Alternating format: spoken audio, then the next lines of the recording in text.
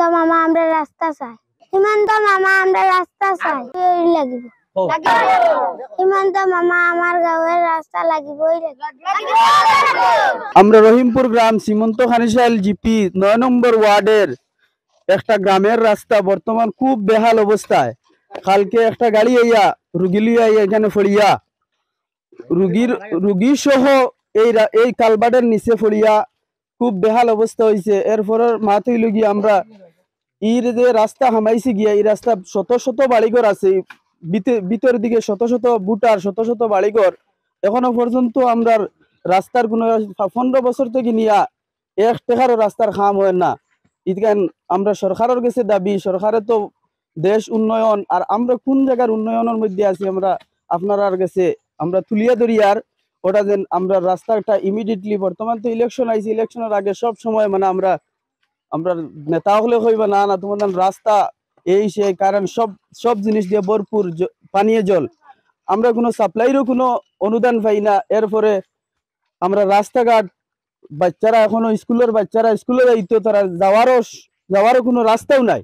OLA অবস্থায় একজন করে পার করে নিয়ে দেওয়া লাগে তারা স্কুলে যাইতে গিয়া। আমরা বড় বেহাল অবস্থায় আছি। আমরা সরকারের কাছে তুলিয়া ধরিয়ে আমরা রাস্তাটা ইমিডিয়েটলি করিয়ে দেওয়ার লাগি আমরা সরকারের কাছে খুব জোরালো আবেদন জানাই। আমার অভিযোগ হইল কি ও রাস্তার ব্যাপারে অভিযোগ। আর রাস্তায় দীর্ঘ প্রায় মনে 25-30 বছর রাস্তায় এদিকে হামাইছে। আর পঞ্চায়েত রাস্তাও হামাইছে। যে পঞ্চায়েত রাস্তা হামাইছি পঞ্চায়েত রাস্তার ব্যাপারে আমরা বহুত দুঃখিত আছি। কারণ সরকারের কাছ থেকে পঞ্চায়েতের রাস্তা এটা দিছিল, মেম্বারে তোলা পয়সা দিছিল, ও পয়সা দিয়ে কাম করাই আমরা বাদে লইয়া আইছি। বাদে আমরা জনগণে সব সময় রাস্তার কাম করে রাখি। আর এখন ওলা বেয়াল অবস্থা হয়েছে রাস্তা এগুয়ারি চূড়া সামান্য মেঘ দেওয়ার পরেও আর এই রাস্তা বাদে আটা যায় না। ঔজাত ফিসলো হয়, ফানিগাঞ্জি হয়, একটা গাড়ি তো হামাবে দূরের কথা, মানুষও আটা যায় না এই রাস্তা বাদে। 2 নম্বর মাত হইল গিয়া একটা রোগী মানুষ যদি আমার ইনবা তো বেজান পুটার খোলা আছেন, বেজান বাড়ি আছে, বাড়ি নিতা প্রায় মনে হয় 100-150 বাড়ি আছে ইবা দিয়া। এই রাস্তার কিনারে দিয়ে বিতে দিয়ে 100-150 বাড়ির কম হইতো না। একটা রোগী মানুষ যদি ই বাড়ি তো ফলে, একটা ডেলিভারি কেস যদি ফলে, একটা গাড়ি হারাই যায় না এদিকে হারা দিয়ে বইয়া আমরা মেইন রাস্তাত নেওয়া লাগে। ঔজাত কষ্টর মাঝে আমরা আছি। আর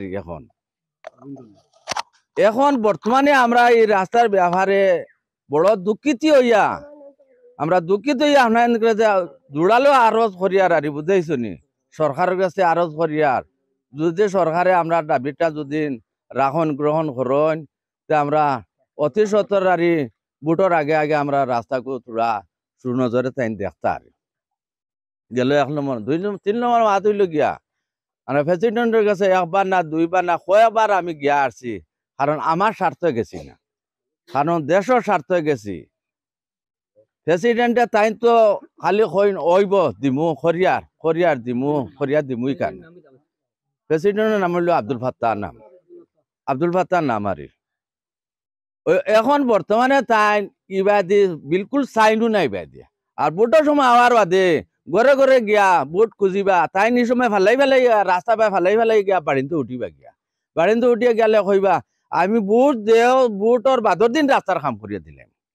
ওলা তাই অভিযোগ করিয়া অভিনয় করিয়া আমরা তাইতে ভোট নিয়া বাদে ভোট তো ফাঁস হওয়ার বাদে তাই তো ফেল মারি না, ভোটও ফাঁস হওয়ার বাদে আমরা রাস্তার কিয়র খাম কিয়র কিতা ইতা বা কোনো চাওয়াত নাই। তাই চাওয়াতো যাই না, খেয়ালও করেন না, নজরও দেয় না। তাই ভাই আমরা তো বাড়িতে গিয়া নিজে ব্যক্তিগত 1 বার না কয়েকবার বাড়িতে গিয়া আসছি, হওয়ার বাদেও না নি তাই নিতে কোনো গুরুত্ব দেয় না।